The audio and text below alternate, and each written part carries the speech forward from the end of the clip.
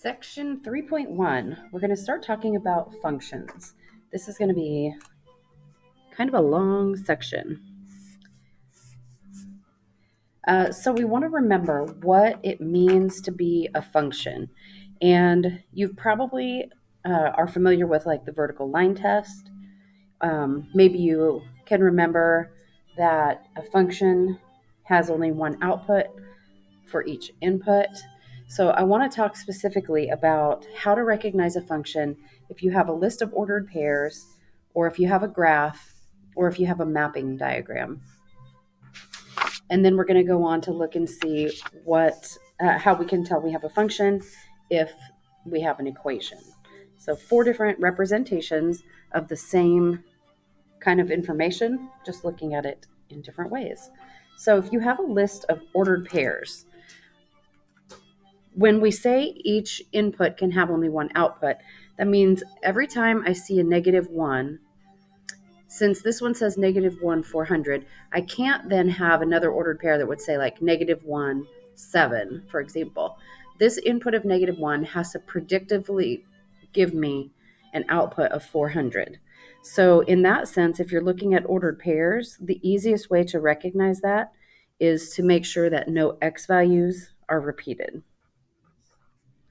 In order to be a function, no x values can be repeated when we're looking at ordered pairs. So in this guy here, -1, 400, 0, 3, 5, -72, and -3, -72. Is this a function or not? This one is a function. You're probably thinking, well, what about these two -72s? Well, those are y values, of course, and it's okay for y values to be repeated. So we'll just go ahead and jot that down. Y values are allowed to repeat in a function.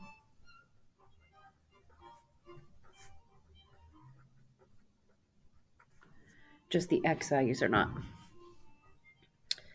Okay, this function here has, I don't want to say all those big numbers, but what we're looking for is the key here that we have that value of 9 repeated. So the input of 9 giving me an output of 2,972 and the input of 9 giving me an output of -50, that is not a function because we have two x values that are repeated. One x value that's repeated twice, I guess. Okay, if we have a graph, this is the one that most people, I would say, are familiar with. When you have a graph, the graph must pass the vertical line test.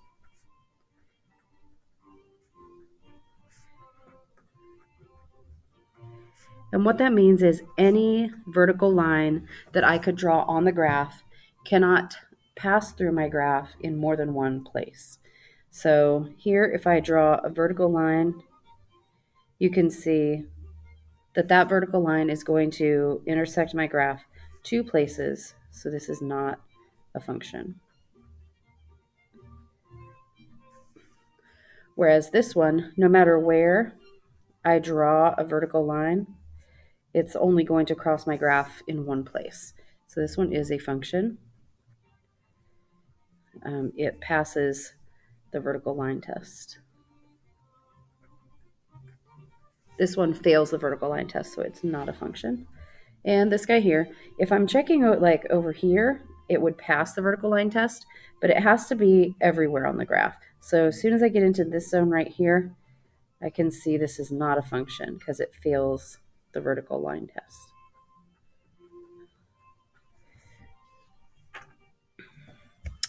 Okay, mapping diagrams. Mapping diagrams are very similar to a list of ordered pairs. So generally, you'll see either vertically drawn like that or horizontally. Either way that they are drawn, either orientation, the input values are in the first rectangle. So these are our input values or our x values, and these are our output values or our y values. Same thing here.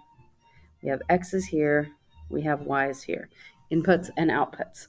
So when you think about your ordered pairs, how it's okay to have y values repeated, but you can't repeat x values, then each of these arrows goes from an input to an output. So this would be similar to the ordered pair -3, 72.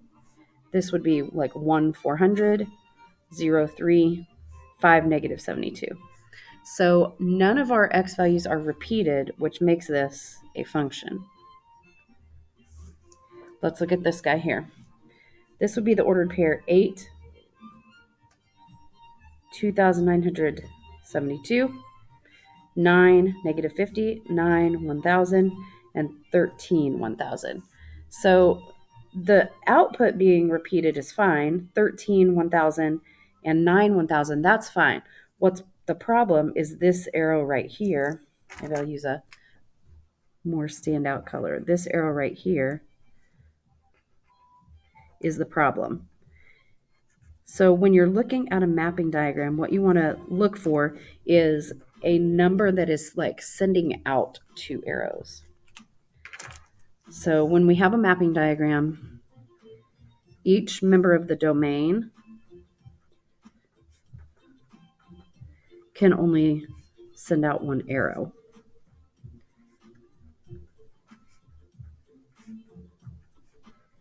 The range can accept more than one arrow, but the domain cannot send more than one. So this guy is not a function.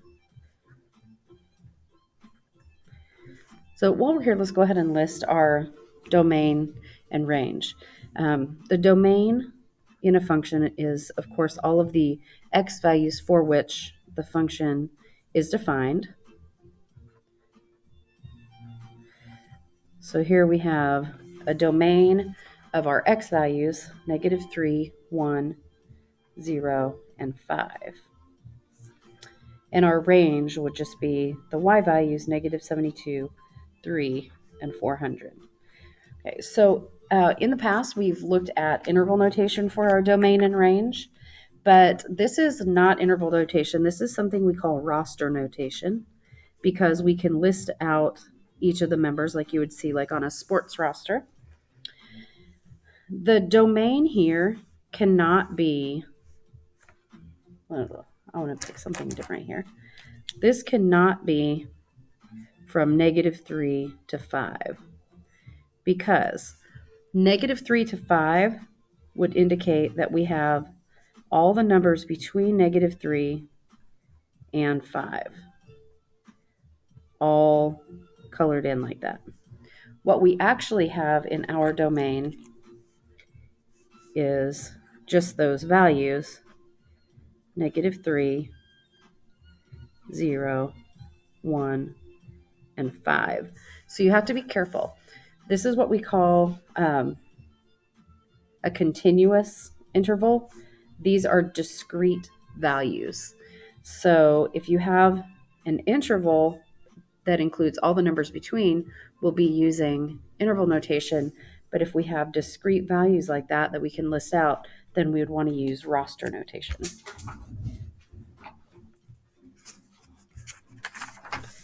Okay, now if we have an equation, how can we tell if something's a function?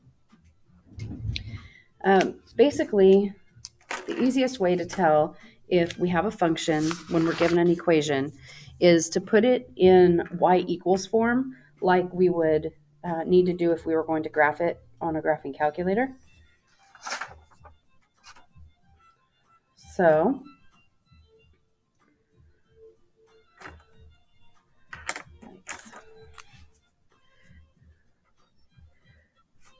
we're going to put these into y equals form. And then we're going to look at how they look differently. Okay. So this one here, I will add 4x squared to both sides. So I get y equals 4x squared plus 36. And over here, subtract our x squared. Y squared equals -x squared plus 16. Okay. Then I need to get y by itself, so I'll square root both sides. And hopefully you remember back to when we were solving with the square root method, and that if I take the square root of both sides, I need to include the plus and minus in front of my radical.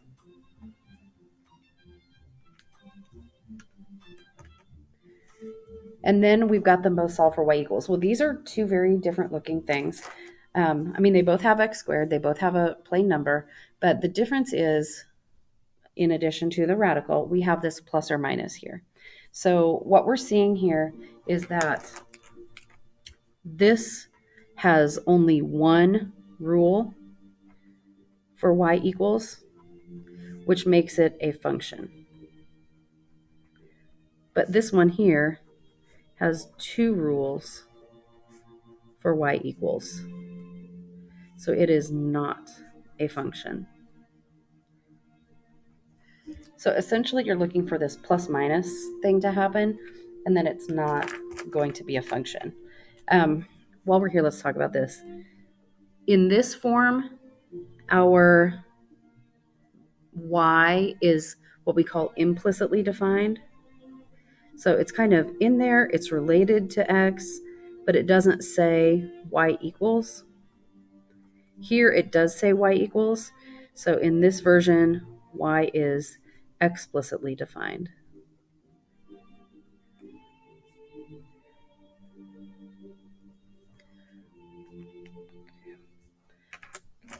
Back to our guidelines. When you solve for y equals,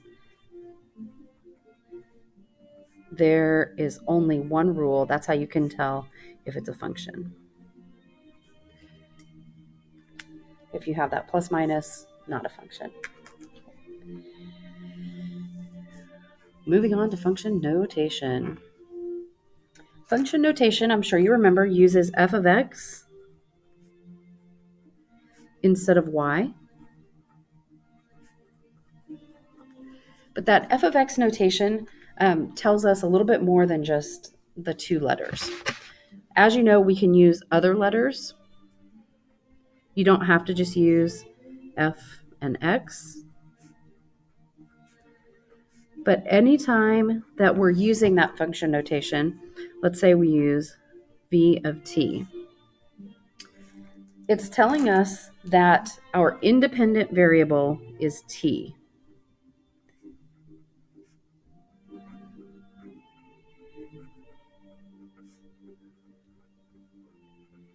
And the v of t notation is telling us that v is going to be defined in terms of t. So v of t, the whole thing, is the dependent variable, which is our y value. The independent variable is our x value. And it's telling us that v is defined in terms of t. So v of t is going to give us ordered pairs where we have t in our independent spot and v of t in our dependent spot.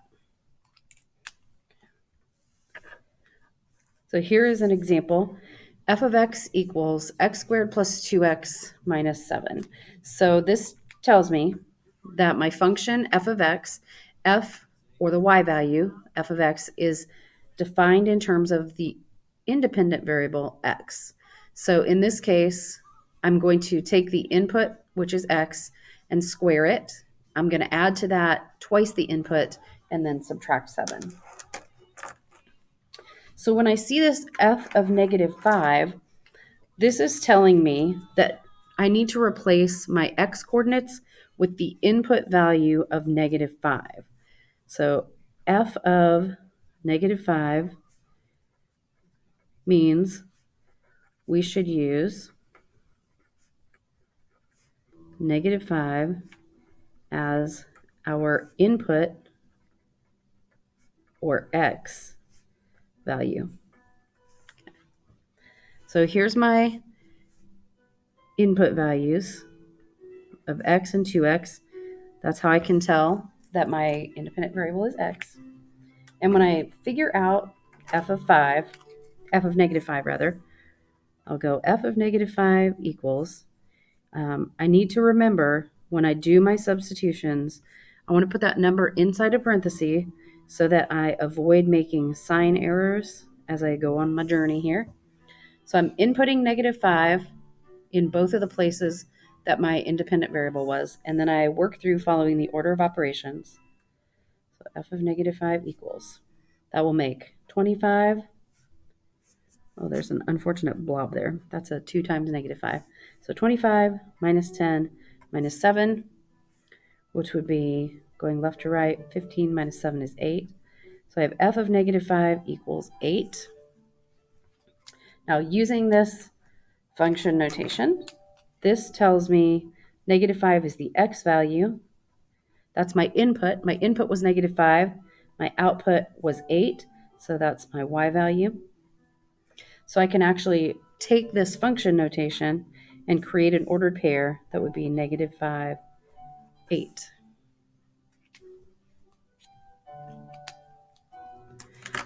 Now this is telling us almost the same thing, except for there's more inside our input. So now they're wanting us to use the function f of x and replace all of our input or independent variables with the new input of a plus 3. So now we need to replace all of the x's with the input value of a plus 3. So here's this little guy, f of a plus 3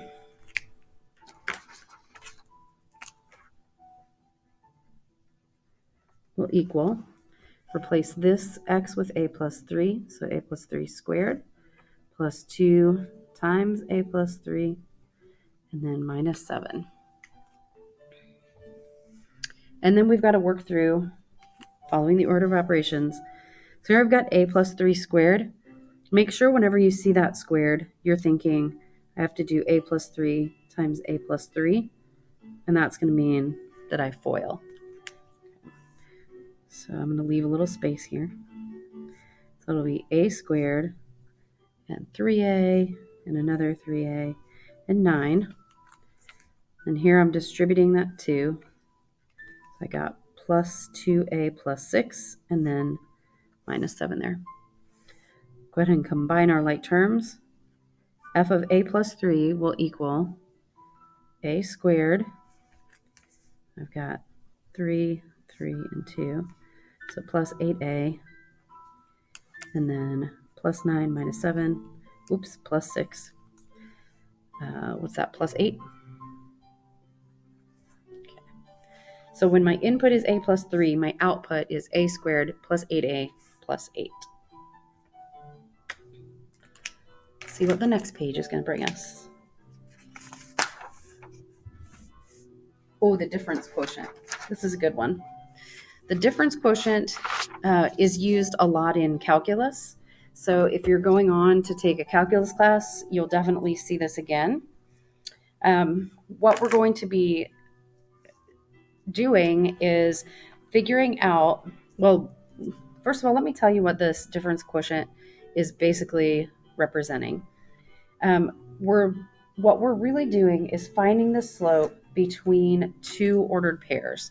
So our ordered pairs are x, and then we're going to use function notation. So x, f of x is our first ordered pair. So let's say if I draw this ordered pair, so here's x, here's f of x. So x, f of x. And then I'm going to move along the x-axis to another point here. Like I'm moving h units away. So this x value is x plus h. So here's my new ordered pair. And I want to find the slope between the ordered pair x, f of x, and x plus h, f of x plus h, like that. So then to find the slope, what we're going to do is subtract our y's, because remember, rise over run, subtract your y's. So we'll do f of x plus h minus f of x, that's my y values, and then x plus h minus x in the denominator to subtract my x values. And then notice that when I simplify this, the x minus x cancels off, and I'm left with just h in the denominator. So I have f of x plus h minus f of x all over h. And that's our difference quotient. So this formula does not change when you're working with your difference quotient. So keep that in mind as you're going. Anytime you are asked to do a difference quotient, it should look like that. So here I've got find the difference quotient for f of x equals x squared minus 2x. So we need to do f of x plus h. I'm going to use some different colors here. Then minus f of x, and then that's going to be all over h. Okay.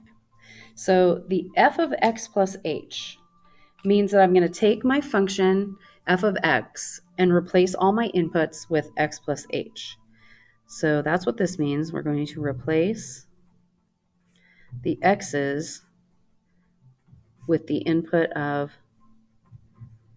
x plus h. So here's an x, here is an x. So f of x plus h, I will do x plus h squared minus 2 times x plus h. So I've just taken both of these x's, replaced them with x plus h. And then I need to subtract f of x. Well, this is f of x, so it just goes in like that. When you do this, though, I really, really, really need you to put your f of x in parentheses here.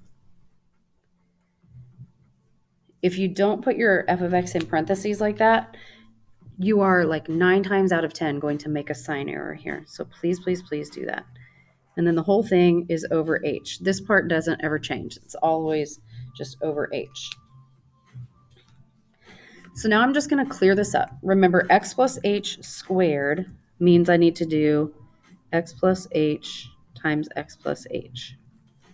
Okay, so that's going to give me x squared plus x times h plus another x times h plus h squared. Then distribute the negative 2, so minus 2x minus 2h. And then in my second part, I'm distributing that subtraction again, so minus x squared plus 2x. And then this is all still over h. So the next thing I'm going to do is combine like terms. So here I don't know, multiplied everything out. Here I'm going to combine like terms. Okay.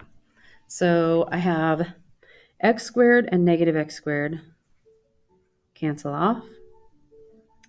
I have xh plus xh, which is going to give me 2xh plus h squared. There's nothing there, so I'm combining those guys. Plus h squared, and then minus 2x and plus 2x cancel, and then I have minus 2h. And then again, the whole thing is still over h. Now here's something for you to notice. You see how each term in the numerator has an h in it? That has to happen.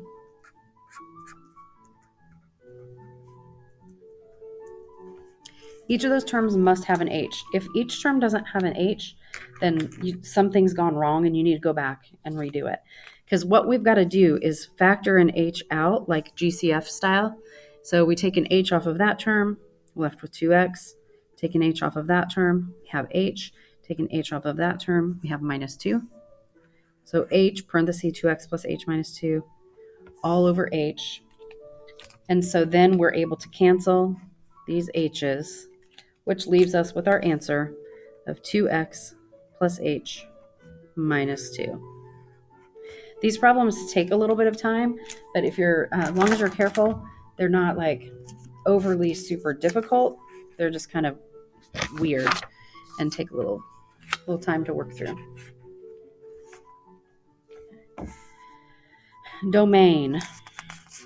I feel like we've talked about domain already this year, and it's super important. So you're going to want to make sure that you get this marked in your notes, like put a post-it flag or something to make it stand out. So anytime you're looking for domain, you can go back and locate this.